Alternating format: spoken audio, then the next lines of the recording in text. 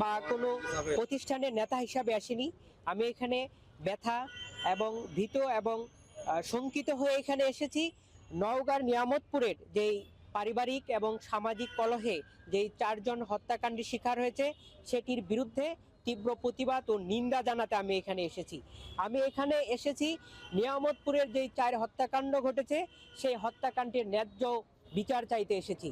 আমি এখানে এসেছি সারা বাংলাদেশের মানুষকে জানাতে এসেছি যে পারিবারিক এবং সামাজিক কলহ রোধে ব্যক্তি থেকে রাষ্ট্র সবারই আপনার এগিয়ে আসতে হবে।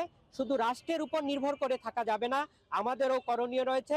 অর্থাৎ জমি জমা যেই কোনো বিরোধে আমরা নিজের হাতে আইন তুলে নিব না, আমরা আইন না তুলে নিয়ে আমরা আইনের পথ বেছে নিব এবং পারিবারিক এবং সামাজিক কলহ রোধে ইউনিয়ন পরিষদ, ভূমি অফিস এবং আদালতের শরণাপন্ন হব। প্রিয় সাংবাদিক ভাইয়েরা, আমরা দেখতে পাচ্ছি যত দিন যাচ্ছে ততই সারা বাংলাদেশে সামাজিক এবং পারিবারিক কলহ বৃদ্ধি পাচ্ছে। এই ব্যাপারে রাষ্ট্রের আরো গুরুত্বপূর্ণ এবং আরো খুব তড়িৎ গতিতে পদক্ষেপ নিতে হবে, নইলে বাংলাদেশে যে সামাজিক এবং পারিবারিক কলহ বৃদ্ধি পাচ্ছে এইটা এক সময় লাগামহীনভাবে টেকনাফ থেকে তেঁতুলিয়া এবং বৃদ্ধি পাবে এবং এটির জন্য রাষ্ট্রকে একদিন চরম খেসারত দিতে হতে পারে। এবং বলা যায় না, যেভাবে এই সামাজিক কলহ বিরোধ সৃষ্টি হচ্ছে একদিন এই রাষ্ট্রের মধ্যে ভঙ্গুর ভাব সৃষ্টি হতে পারে। তখন আমাদের মধ্যে যে সামাজিক এবং শৃঙ্খলা বোধ থাকবে সেটি আর আমরা নিজেদের মধ্যে পাবো না। অর্থাৎ সমাজে হানাহানি, খুনাখুনি, চুরি, ছিনতাই, ধর্ষণ ইত্যাদি সব সময় ঘটতে থাকবে। তখন আইনের শাসন থাকবে না, দেশে ন্যায় বিচার থাকবে না। আমি রাষ্ট্রকে বলতে চাই, সময় থাকতেই দেশে আইনের শাসন মজবুত করুন, ন্যায় বিচার প্রতিষ্ঠা করুন।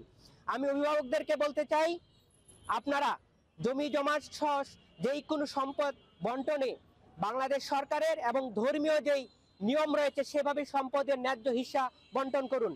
যদি আপনি ছেলেকে কম দেন বা মেয়েকে বেশি দেন, অথবা আপনি ছেলেকে বেশি দিলেন মেয়েদেরকে ঠকালেন, সেই ক্ষেত্রে কিন্তু নিয়ামতপুরের ঘটনা আমাদের সামনে আরো ঘটতে থাকবে।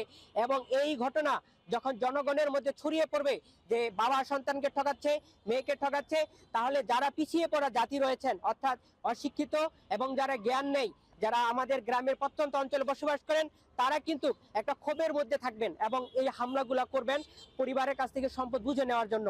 আমরা অভিভাবকদেরকে বলতে চাই, আপনি আপনার সন্তানকে ন্যায্য হিসাব বুঝিয়ে দিন, নতুবা এই সারা দেশের যেই আপনার পারিবারিক এবং সামাজিক যে মূল্যবোধ অবক্ষয় ঘটছে সেটি আপনার পরিবারেও ঘটবে, আমার পরিবারেও ঘটবে, আমার সাথেও এই হত্যাকাণ্ড ঘটতে পারে, আপনার সাথেও ঘটতে পারে।